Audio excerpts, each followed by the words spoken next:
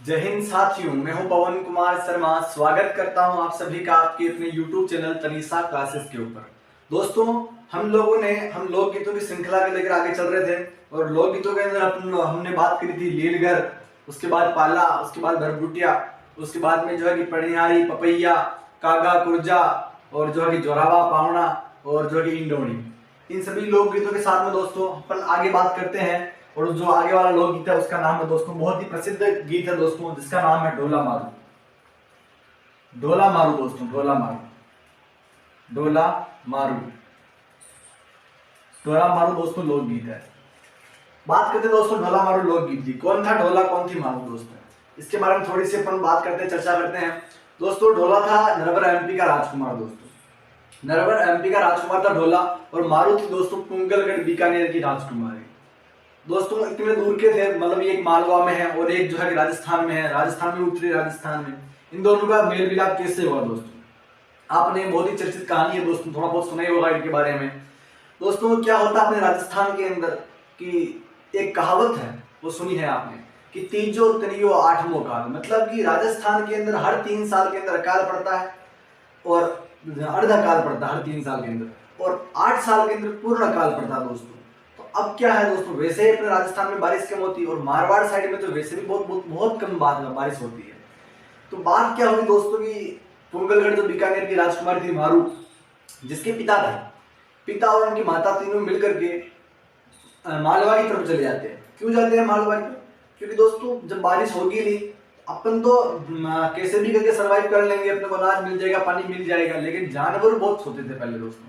आजकल तो अपने पास में मुश्किल से गाय भैंस भी नहीं है, लेकिन पहले क्या हुआ कि पहले कम से कम 10 20 20 50 जानवर होते थे एक आदमी के पास, और भेड़ बकरी तो अलग से है। उन सब जानवरों को दोस्तों गर्मी के अंदर क्या खिलाएं, क्या पिलाएं, इसीलिए उन सबको लेकर के मारवाड़ की साइड चले जाते थे। मारवाड़ है, पूर्वी राजस्थान हो गया, जहां पर पानी वाले इलाके हैं दोस्तों, घास तो अच्छे से मिल जाती है उनको। तो उस तरफ लेकर के मारू और मारू के पिताजी और माता तीनों मिलकर के अपने जानवरों को लेकर के मालवा की तरफ चले जाते हैं। और मालवा में जाकर के मिलते हैं वो नरवर एमपी के राजकुमार ढोला के पिताजी सोडा सिंह से। जब सोडा सिंह से मिलते हैं तो होता क्या कि एक दिन मिले, 2 दिन मिले, मिलते मिलते विचार मिल गए, और विचार मिलने से इनके दिल मिल गए। कैसे मिले दोस्तों? बात ये होती है कि दोनों मित्र बन जाते हैं, सोडा सिंह इनके पिताजी, सोडा सिंह और क्या नाम इसका, मारू के पिताजी, दोनों दोनों अच्छे मित्र बन जाते हैं। तो दोनों में बॉन्डिंग हो जाती है, अच्छी मित्रता हो जाती है। सोचते हैं, मारू के पिताजी होते हैं कि कहते हैं कि यार क्या करूं, बहुत दिन हो गए, कुछ काम है नहीं है, और लड़की भी बड़ी हो गई है। कौन? मारू। कितनी बड़ी हो गई दोस्तों? 1.5 साल की, 1.5 साल की हो गई मारू। अच्छा ठीक है। फिर ढोला के पिताजी है सोडा सिंह, वो कहते हैं हाँ यार मेरे पास भी कुछ काम नहीं है, मैं भी क्या करूं, मेरा भी लड़का बड़ा हो गया। कितना बड़ा हो गया? 3 साल का हो गया, 3 साल का हो गया ढोला। अच्छा ठीक है। फिर दोनों ने सोचा कि क्यों ना हमारी मित्रता को क्या नाम इसका, बंधुता में कन्वर्ट कर देते हैं, हम मित्र हैं, समधी बन जाते हैं। तो समधी कैसे बनेंगे? दोनों का विवाह करवा दिया, ढोला और मारू का। दोस्तों इधर से मारवाड़ से सूचना आती है मारू के पिताजी को कि मारवाड़ में वर्षा हो गई है। जब मारवाड़ में वर्षा हो गई तो वापस जाएंगे राजस्थान में। अब राजस्थान में आए तो मारू को क्या ससुराल में छोड़ के थोड़े आएंगे? नहीं दोस्तों, आपने एक शब्द सुना होगा, घोना। घोना या इसी को कहते हैं मुकलावो, मुकलावा, या इसी को कहते हैं आणो।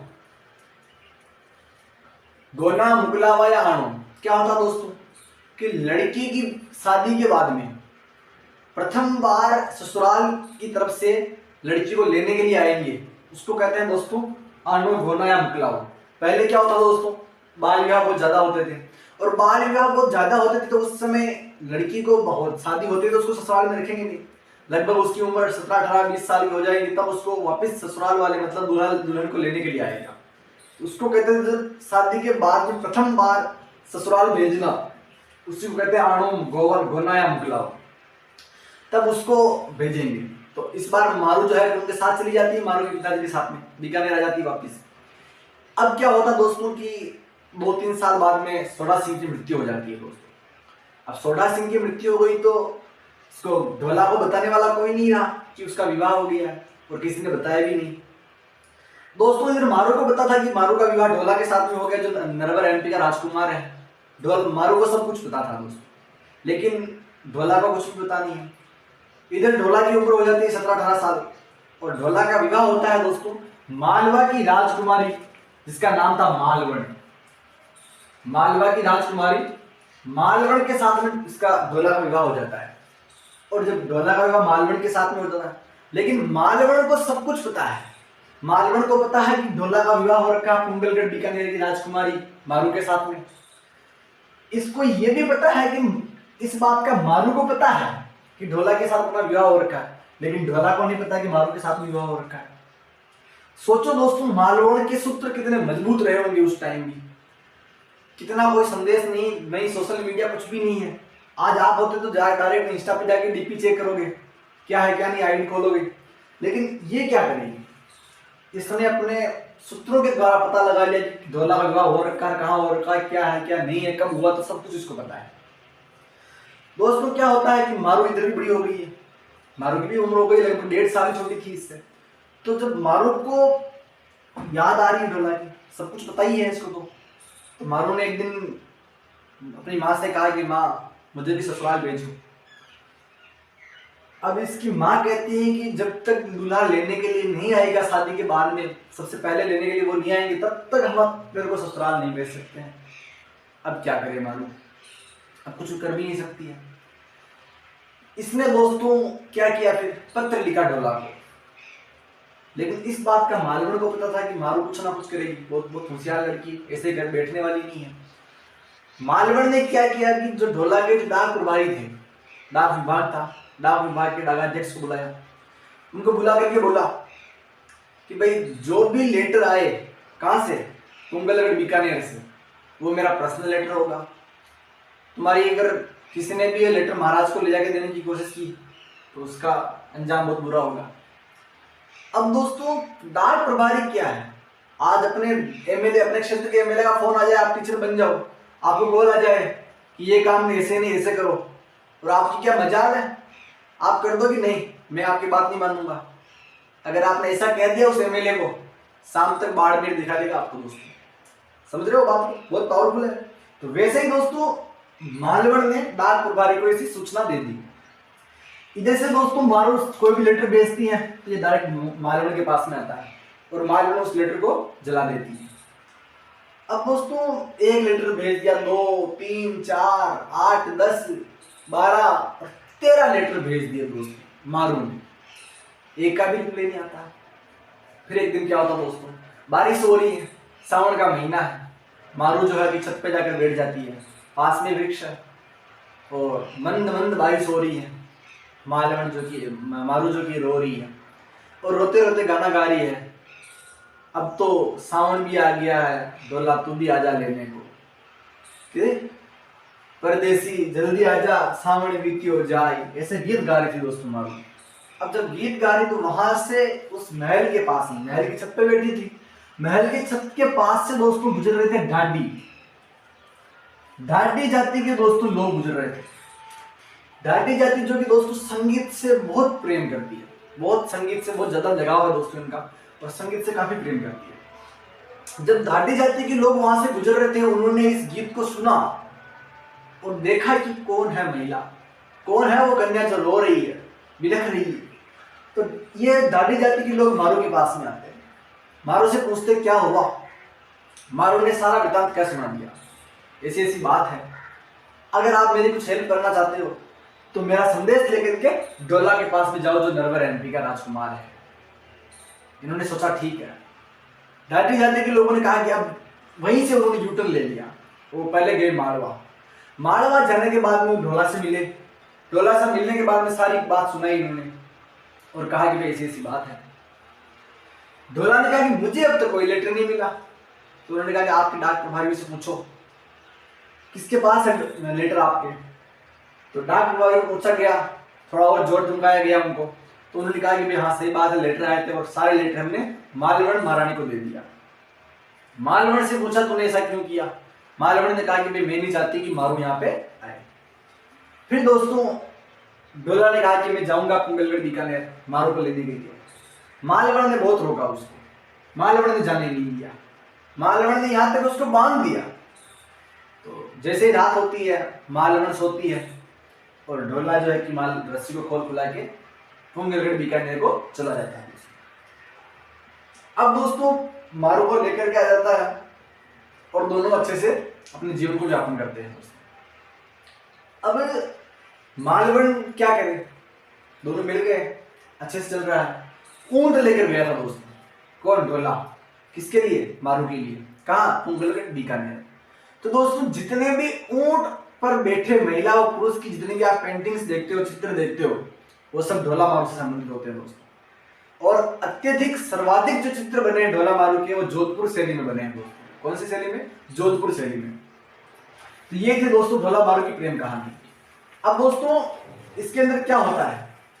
ढोला मारू दोस्तों इस गीत को गाता है दादी जाति के लोग, दादी जाति के लोग द्वारा इस गीत को गाया जाता है। और जो है ये ढोला मारू गीत मूलतः सिरोही जिले का है। कौन से जिले का दोस्तों?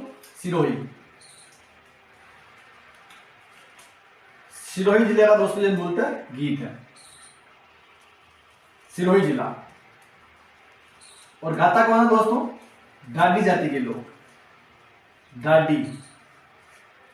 ढाडी जाति के लोगों द्वारा गीत गाया जाता है।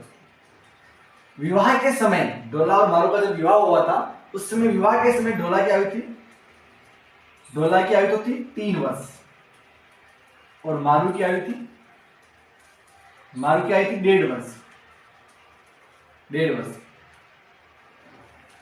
मारू जो है कि पुंगलगढ़ बीकानेर की राजकुमारी थी, पुंगलगढ़ बीकानेर, पुंगलगढ़ बीकानेर की राजकुमारी कौन थी? मारू, पुंगलगढ़ बीकानेर। और ढोला था आपके Narwar MP, Narwar MP, Narwar MP का राजकुमार था। ये जो चित्र है, इसके जो चित्र है वो सर्वाधिक जोधपुर शैली बने हुए दोस्तों, जोधपुर शैली। आगे पढ़ेंगे अपन चित्रकला में, चित्रकला के अंदर जोधपुर शैली, ठीक है। सर्वाधिक चित्र जोधपुर शैली के अंदर बने हुए हैं। और ढोला मारू, ढोला मारू, ढोला मारू की प्रेम कथा, ढोला मारू की प्रेम कथा ये लिखी थी दोस्तों कवि कल्लोल ने, कवि कल्लोल। ढोला मारू की जो प्रेम कथा है वो लिखी थी आपके कवि कल्लोल। उसके बाद में ऊंट पर बैठे महिला और पुरुष का जो चित्र है, ऊंट पर बैठे महिला और पुरुष का चित्र ढोला मारू से संबंधित है। ऊंट पर बैठे, ऊंट पर सवार, सवार महिला व पुरुष, महिला व पुरुष। ऊंट पर बैठे जो ऊंट पर जो सवार होते हैं महिला पुरुष, जो आपने पेंटिंग्स देखी है वो ढोला मारू से संबंधित है दोस्तों। उसके बाद में नेक्स्ट बात करते हैं ढोला मारू जो कि सिरोही का जिसे ढोला मारू मूलतः जो गीत है सिरोही जिले का है। इसके जो गीत गाया जाता है वो ढाडी जाति के लोगों द्वारा गाया जाता है। ढोला मारू जो ढोला जो ये नरवर एमपी का राजकुमार था, मारू पुंगलगढ़ बीकानेर की राजकुमारी थी। इनके जो ऊंट पर जो सवार जो चित्र है वो जोधपुर शैली में बने हुए हैं। ढोला मारू की जो प्रेम कथा है वो लिखी थी कवि कल्लोल ने, कवि कल्लोल द्वारा ढोला मारू की प्रेम कथा लिखी गई थी। उसके बाद में बात करते हैं नेक्स्ट गीत। नेक्स्ट गीत है आपका दोस्तों मूमल। मूमल दोस्तों कहां की राजकुमारी थी? मूमल, मूमल थी दोस्तों लोदरवा जैसलमेर, लोदरवा जैसलमेर की राजकुमारी थी मूमल। मूमल और महेंद्र की जो दोस्तों प्रेम कहानी है उसके ऊपर ये गीत है दोस्तों। मूमल और महेंद्र की जो प्रेम कहानी है उसके ऊपर ये गीत है। महेंद्र था दोस्तों अमरकोट पाकिस्तान का राजकुमार था, अमरकोट पाकिस्तान का राजकुमार। मूमल महोत्सव मनाया जाता है दोस्तों जैसलमेर के अंदर, जैसलमेर के अंदर मूमल महोत्सव कब मनाया जाता है? फरवरी मार्च महीने में, फरवरी और मार्च माह के अंदर मूमल महोत्सव मनाया जाता है। क्या होता है दोस्तों मूमल महोत्सव के अंदर? मूमल महोत्सव के अंदर जो सबसे सुंदर महिला होती है दोस्तों उसको दिया जाता है अवार्ड, सबसे सुंदर। आपसे पूछूं मैं दोस्तों राजस्थान के अंदर सबसे सुंदर जो महिलाएं होती है वो कौन से जिले की होती है, कौन से क्षेत्र की होती है? वो होती है दोस्तों जैसलमेर के अंदर, सबसे सुंदर जैसलमेर के अंदर। सबसे सुंदर जैसलमेर के अंदर कैसे दोस्तों? अदर दूसरे जो राज्य है जिले हैं उनके अंदर नहीं होती है। क्यों? क्योंकि इसका जो भी रीजन है उसका मुझे नहीं पता, लेकिन सबसे सुंदर होती है जैसलमेर की। अब तक जो सर्वाधिक मुम्मल जो फेस्टिवल होता है उसके जितने भी अवार्ड दिए गए हैं 2023 तक, 2023 तक जितने भी अवार्ड दिए गए हैं, 2023 को छोड़ करके 2022 तक जितने अवार्ड मिले सब के सब मिले जैसलमेर की महिलाओं को। सबसे ज्यादा मिले जैसलमेर की महिला। 2023 का मिले था 2023 का मिला था गरिमा विजय को दोस्तों, गरिमा विजय। क्यों मिला था इसको? ये बीकानेर की थी दोस्तों, बीकानेर की। 2022 का मिला था आपके पायल कुमारी, पायल कुमारी। 2021 का मिला था आपके लक्षिता सोनी, लक्षिता सोनी। और 2020 का मिला था आपके ऐसे मनोहर कुमारी का नाम की कोई महिला थी, उसको मिला था दोस्तों। सबसे ज्यादा इनको मिलता है जैसे मेरे वाली महिलाओं को। जब दोस्तों 2022 में पायल कुमारी को ये अवार्ड दिया गया था तब इसको लेकर के हंगामा हो गया था जैसलमेर जिले में। वहां पर कलेक्ट्रेट के वहां बहुत लोगों ने भीड़ कर ली थी, क्योंकि दोस्तों पायल कुमारी थी एक राज परिवार से संबंधित, मतलब राजनेता परिवार से संबंधित थी दोस्तों, किसी ना किसी राजनेता के परिवार से ही थी। तो लोगों ने कहा कि यहाँ पक्षपात हुआ है, यहाँ राजनेता की पायल कुमारी जी राजनेता से संबंधित परिवार की संबंधित महिला है, इसलिए इसको अवार्ड दिया गया है। बल्कि थोड़ी इसकी हाइट भी कम थी, लेकिन फिर भी इसको अवार्ड दिया गया था दोस्तों। अब वहां पर दोस्तों ऐसा कोई पक्षपात नहीं होता। 19-20 हो सकती है दोस्तों, लेकिन 15-20 नहीं हो सकती। क्यों? क्योंकि वहां पे एक आरएस अधिकारी होता है, कुछ धार्मिक लोग भी बैठते हैं वहां पे, बहुत बड़ी कमेटी होती है। कमेटी मिल करके ऐसा निर्णय लेती है कि कौन है मुम्मल अवार्ड के लिए लायक है, कौन नहीं है। तो फिर इसीलिए ये माहौल ना बने, इसके लिए 2023 में ये गरिमा विजय को ये अवार्ड दिया गया था, ऐसा दोस्तों मेरा मानना है। भाई ऑफिशियल ऐसा कोई आंकड़ा नहीं है, लेकिन यहाँ जहां तक मेरा मानना है कि 2023 के अंदर ऐसा कोई भी हंगामा ना हो, इसीलिए गरिमा विजय को ये अवार्ड दिया गया था। बाकी 2022 तक सबसे ज्यादा जो अवार्ड मिले हैं वो मिले हैं आपके जैसलमेर की महिलाओं को। दोस्तों ये तो हो गया मुम्मल अवार्ड। क्या ऐसे ही पुरुषों को भी अवार्ड मिलता है? तो दोस्तों ऐसे मिलता है मिस डेजर्ट, मिस डेजर्ट पुरस्कार। मिस डेजर्ट पुरस्कार मिला था दोस्तों गणपत सिंह पाली के, गणपत सिंह है दोस्तों, गणपत सिंह, गणपत सिंह जो कि पाली के दोस्तों। क्या दोस्तों इनको भी सुंदरता के कारण मिला? जी नहीं, इनको मिला दोस्तों लंबी मूछों के लिए। राजस्थान के अंदर उसको मिस डेजर्ट अवार्ड पुरस्कार मिलता है जिसकी सबसे ज्यादा लंबी मूछें होती है दोस्तों, सबसे ज्यादा लंबी मूछों के कारण इनको ये अवार्ड दिया गया था दोस्तों। अच्छा, मिस्टर जो डेजर्ट पुरस्कार है, मिस्टर डेजर्ट, ये मिस्टर डेजर्ट पुरस्कार क्यों सुंदर लोगों को नहीं मिलता है दोस्तों? जो चॉकलेटी बॉय होते हैं उनको मिस्टर डेजर्ट नहीं दोस्तों, यहाँ चॉकलेटी बॉय से संबंधित नहीं। यहाँ जिसकी लंबी, जितनी ज्यादा लंबी मूछें होंगी, सुंदर मूछें होंगी, आकर्षक मूछें होंगी, उनको ये अवार्ड दिया जाएगा मिस्टर डेजर्ट पुरस्कार। और मुम्बल अवार्ड की बात कर ली दोस्तों, ये तो होगी दोस्तों अवार्ड की बात, कहाँ पे क्या महोत्सव होता है, क्या भी होता है। लेकिन दोस्तों मुम्बल गीत जो है, इस गीत को सर्वाधिक बार गाने वाले कौन थे और ये कौन सा गीत है दोस्तों? तो मुम्बल गीत है दोस्तों, एक श्रृंगारिक गीत है। मुम्बल श्रृंगारिक गीत है दोस्तों, श्रृंगारिक, श्रृंगार रस का गीत है दोस्तों। कैसे दोस्तों?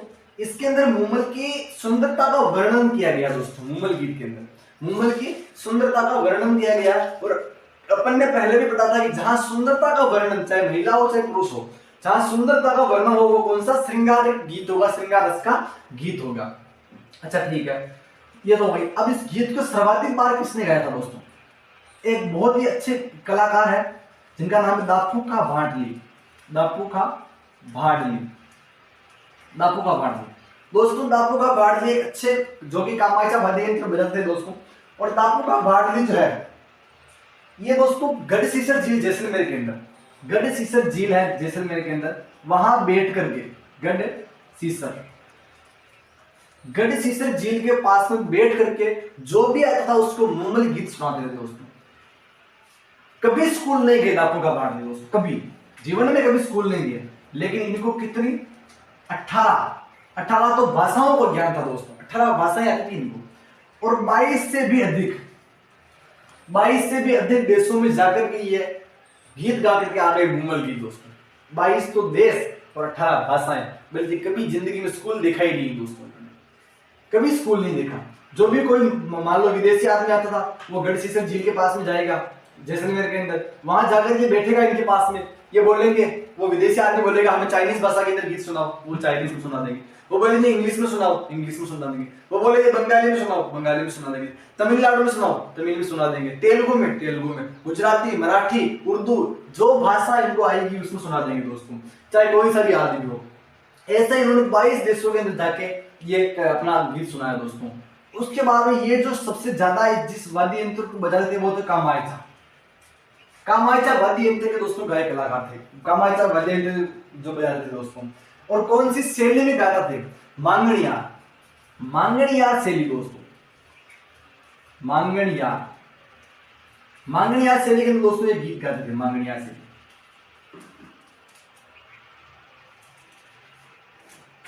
मांगणियार दोस्तों, मांगणियार शैली के अंदर गीत गाते थे दोस्तों।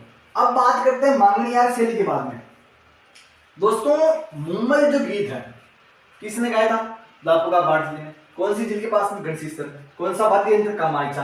कौन सी शैली में? मांगणियार गायन शैली के अंदर दोस्तों। दापुगा बाटली जिनका हाल ही में निधन हो गया, कब हुआ था? मार्च 2021 के अंदर दापुगा बाटली का निधन हो गया दोस्तों।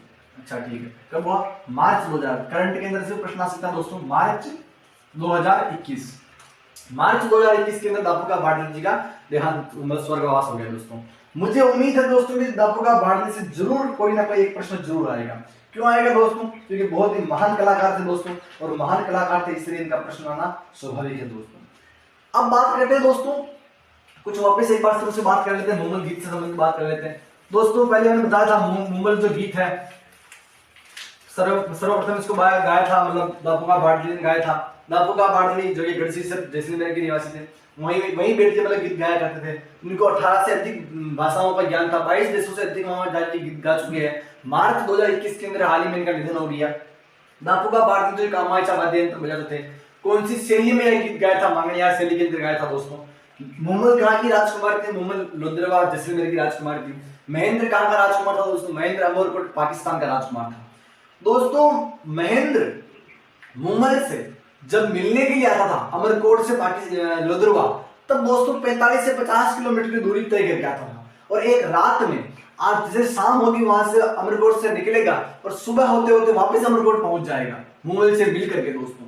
तो वो कौन से ऊंट के ऊपर आता था? वो आता था दोस्तों चित्तल, चित्तल ऊंट के ऊपर बैठ के आता था दोस्तों।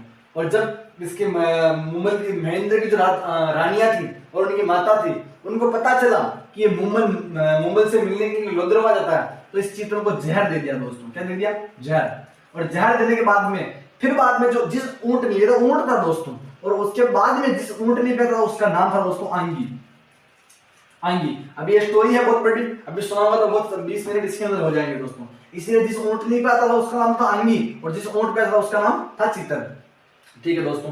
मुंबल की प्रेम कथा, मुंबल महेंद्र मुंबल की जो प्रेम कथा वो दोस्तों लिखी थी आपके मीनाक्षी स्वामी ने। महेंद्र व मुंबल की प्रेम कथा, महेंद्र व मुंबल की प्रेम कथा, महेंद्र व मुंबल की जो प्रेम कथा है, प्रेम कथा, वो लिखी थी आपके दोस्तों मीनाक्षी स्वामी ने।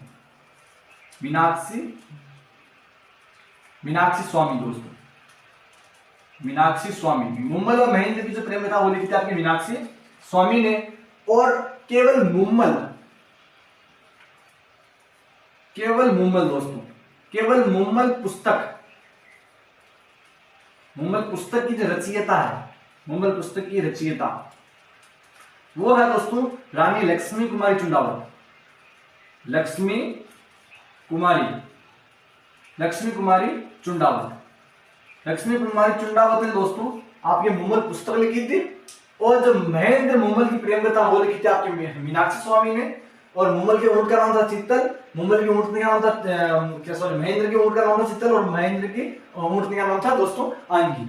इसके बाद में अपन बात करते हैं दोस्तों, अपने पहले बात कर ली है मुंबल की, और मुंबल के बाद में नेक्स्ट गीत की बात करेंगे अपन। उससे पहले मैं वापस एक बार रिवाइज कर देता हूँ मूल गीत को लेकर के दोस्तों। और अगर आप लिखना चाहो तो आप इसको अच्छे से लिख सकते हो। क्या लिखेंगे दोस्तों इसके अंदर अपना? मुंबल दोस्तों लोधरवा जैसलमेर की राजकुमारी थी। महेंद्र अमरकोट पाकिस्तान का राजकुमार था। ठीक है। मुंबल जो है कि मुंबल महोत्सव का आयोजन किया जाता है जैसलमेर के अंदर, और जैसलमेर में आयोजन होता है फरवरी से मार्च माह के अंदर। इस समय जो आयोजन उसका होगा दोस्तों फरवरी से मार्च महीने के अंदर, कभी भी हो सकता है। ठीक है।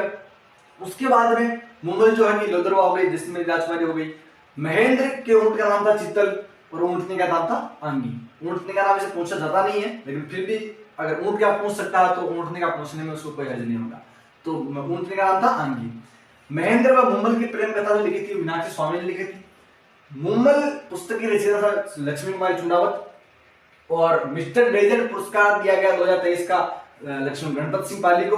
और जो पाली के निवासी थे गणपत सिंह लंबी मुच्छों के लिए दिया गया था। और जो मिस मुंबल जो पुरस्कार है वो दिया गया था 2023 का गरिमा विजय को, 2022 का दिया गया था पायल कुमारी को, 2021 का दिया था आपके लक्षिता सोनी को।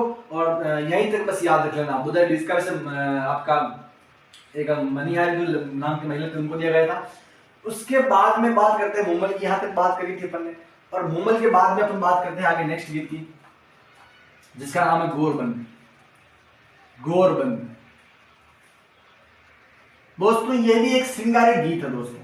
श्रृंगार या फिर ऐसे लिख देते इसको कि ऊंट का श्रृंगार करते समय, ऊंट का श्रृंगार करते समय यह ऊंट जो गोरबंद है वो गीत गाया जाता है दोस्तों। अब बात करते हैं वो यह जो गीत है कौन से क्षेत्र में, ये भी मध्य प्रदेश का ही गीत है दोस्तों। शेखावाटी और बीकानेर वाला जो क्षेत्र है मतलब आपका, और मारवाड़ वाला क्षेत्र जो पूरा के मारवाड़ का जो क्षेत्र है उसके अंदर ये गोरबंद गीत गाया जाता है दोस्तों। इसके साथ में कुछ आभूषण है दोस्तों, ऊंट के कुछ आभूषण है, इनको भी आप साथ में लिख लीजिए दोस्तों, नोट करके साथ में नोट लगा के। अंग इधर एक तरफ हो गया आभूषण और एक तरफ हो गया दोस्तों अंग।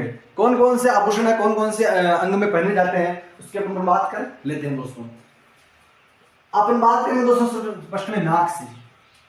नाक के बाद में पढ़ेंगे गले के, गले के बाद में पढ़ेंगे दोस्तों पीठ के, पीठ के बाद में पढ़ेंगे दोस्तों अपन कमर का, कमर के बाद में पढ़ेंगे पूंछ का, पूंछ के बाद में पढ़ेंगे अपन पांव, पांव का। पहले पढ़ेंगे नाक का, पहले पढ़ेंगे नाक का, उसके बाद गला, पीठ, कमर, पूंछ और पांव। दोस्तों नाक का आभूषण कौन सा है दोस्तों, गले का कौन सा है, पीठ, कमर, पूंछ और पांव। दोस्तों नाक का आभूषण दोस्तों नाक के अंदर पहना जाता है आपकी गिरबान, कौन सा, गिरबान। गले के अंदर पहना जाता है गोरबंद दोस्तों, गोरबंद, गले के अंदर गोरबंद। और जो है कि आपको पीठ के अंदर, पीठ के ऊपर पहना जाता है दोस्तों पिलान, कौन सा, पिलान, पीठ के ऊपर पिलान। कमर के ऊपर जीभ और पूंछ के ऊपर परचनी और पांव के अंदर चौरासिया, चौरासिया।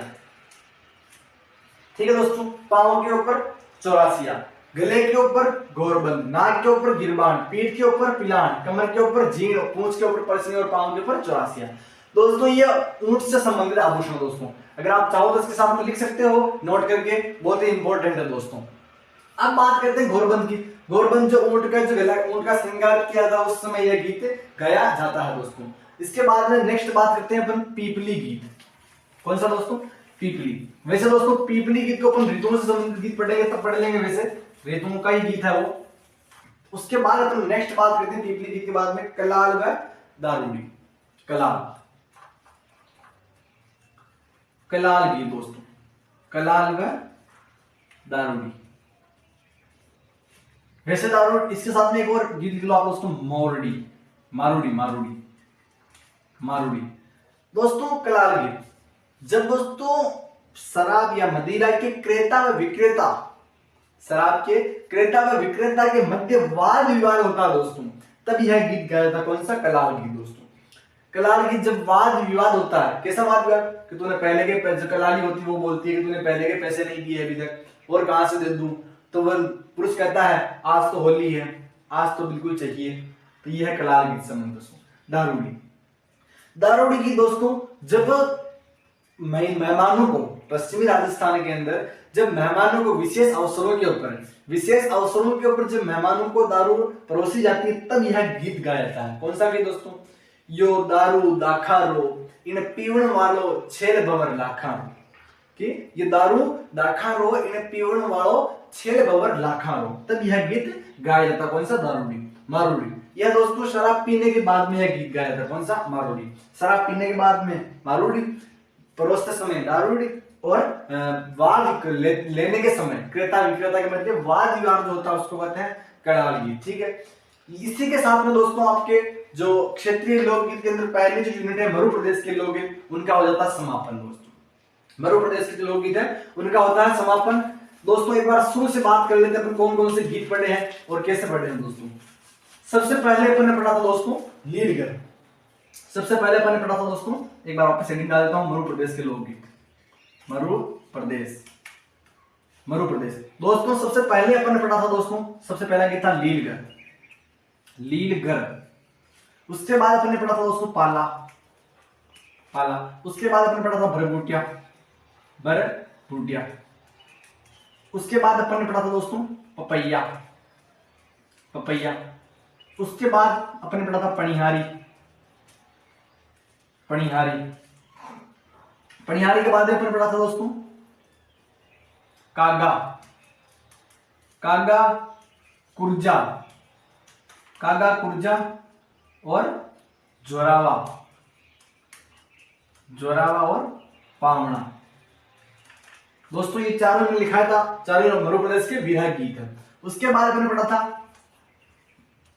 रतन राणा, रतन राणा, केवड़ा, केवड़ा, काचबा, काचबा और घुघरी, घुघरी। ये चारों गीत पढ़े थे और ये चारों मरु प्रदेश के विरह गीत है। दोस्तों कौन से? विरह गीत है, सॉरी प्रेम गीत है। ये विरह गीत और ये प्रेम गीत है। उसके बाद अपन ने कौन सा पढ़ा था दोस्तों? उसके बाद पढ़ा था अपन इंडोनी, इंडोनी। कौन सा पढ़ा था? इंडोनी। उसके बाद अपन पढ़ा था दोस्तों ढोला मारू, ढोला मारू। उसके बाद में, उसके बाद पढ़ा था मुम्मल। कौन सा पढ़ा था? मुम्मल। उसके बाद में गोरबंद, गोरबंद। गोरबंद के बाद में अपन दोस्तों पढ़ा था अपन ने कलाल, कलाल,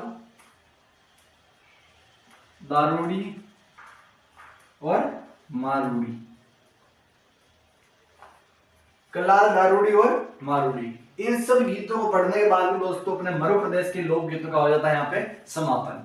अब दोस्तों एक प्रश्न पूछता हूं मैं आपसे, अगर दोस्तों उस प्रश्न को आपने कर लिया तो मैं समझ जाऊंगा कि आप लोक गीतों से संबंधित कोई भी प्रश्न आप छोड़ के नहीं आओगे। अगर परीक्षा में पूछ लिया गया कि कोई सा भी लोकगीत, अगर उस प्रश्न को आप सोल्व कर देते हो तो मैं 100% कह दूंगा कि आप लोकगीतों से संबंधित कोई भी प्रश्न छोड़ करके नहीं आओगे। दोस्तों प्रश्न है आपके साथ में कि मरु प्रदेश के, पहला क्वेश्चन समझ लीजिए कि मरुस्थलीय लोकगीतों के संबंध में असत्य कथन को छांटिए। मरुस्थलीय लोकगीतों के संबंध में असत्य कथन को छांटिए। पहला ऑप्शन है आपके सामने असत्य, असत्य कथन को छांटिए, असत्य कथन को छांटना दोस्तों, ठीक है। ऑप्शन है आपका, पहला ऑप्शन आपके सामने रहेगा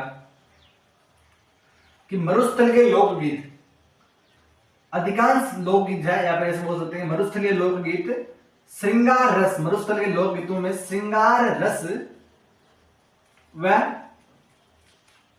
विरह रस की प्रधानता है, विरह रस की प्रधानता है, श्रृंगार रस व विरह रस की प्रधानता है।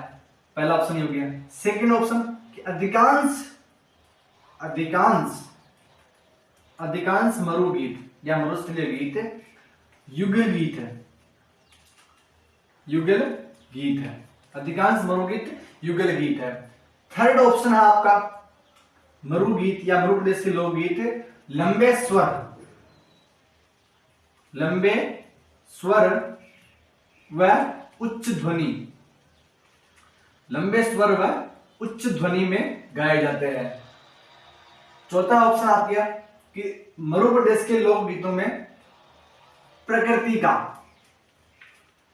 मरु प्रदेश के लोकगीतों के अंदर प्रकृति का या मानव जीवन में प्रकृति का, प्रकृति का व मानव जीवन का, प्रकृति या मानव जीवन का सजीव चित्रण है, सजीव चित्रण। चारों ऑप्शन आपके सामने है। पहला है कि प्रश्न क्या है, असत्य कथन को छांटिए।